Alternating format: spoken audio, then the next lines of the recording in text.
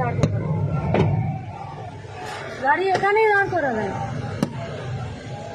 এইটা হচ্ছে আমার অপরাধটা কি? আগে এখানকার পুলিশ এসআই অ্যারেস্ট করবে, তারপরে গাড়ি এখানেই দাঁড়াবে, গাড়ি সরবে না, এখানেই গাড়ি দাঁড় করাবে, গাড়ি এখানেই দাঁড় করাবে। এইটা হচ্ছে বিজেপি না। আগে আগে আগে অ্যারেস্ট হবে, আগে অ্যারেস্ট হবে তারপরে, আগে অ্যারেস্ট হবে তারপরে। আমার অপরাধ কি? আমার অপরাধ কি? আমার অপরাধটা কি? আগে এখানকার পুলিশ এসআই অ্যারেস্ট করবে, তারপরে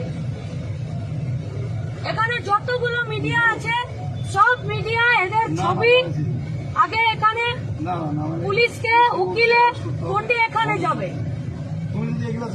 কি অপরাধ? রাস্তায় বেরোনো যাবে না? তুমি কেন পুলিশকে একটা সাইড দিলে? তুমি ফোন করে বলবো না সমস্যা আছে? ওদের কোনো কেসটা দিলাম আমরা। গাড়ি এখানেই দাঁড়াবে, গাড়ি সরবে না। তুমি হাত দেখাও, বলবো কোনো সমস্যা আছে? এখানে যত পুলিশ আছে সব পুলিশ সাসপেন্ড হবে, পুলিশ এখানে দাঁড়িয়ে থাকবে, আর এখানে যার যা খুশি চলবে। গোটা পশ্চিমবঙ্গের মানুষের কাছে দুটো পরিবার, একটা পরিবার প্রত্যেক দিনের রুটি রুজির সঙ্গে যুক্ত আমাদের পার্টির ঘনিষ্ঠ দরদি, আমাদের পার্টি কমরেড মিন্টু মিয়া, সে খুন হয়েছে, তার পরিবারের আশঙ্কা। এই শীতলকুচি থানা জবে থেকে তার ডেড বডি পাওয়া গেছে, অভিযোগ নেয়নি। কিভাবে কি পোস্টমর্টম হয়েছে তার কোনো ঠিক ঠিকানা নেই। কালকে সারাদিন আমাদেরকে উকিল, আমাদের কমরেডরা তাদের সঙ্গে থেকে ফিরে যখন গেছে, যখন আমরা তদারকি শুরু করেছি, তখন অভিযোগ নিয়েছে।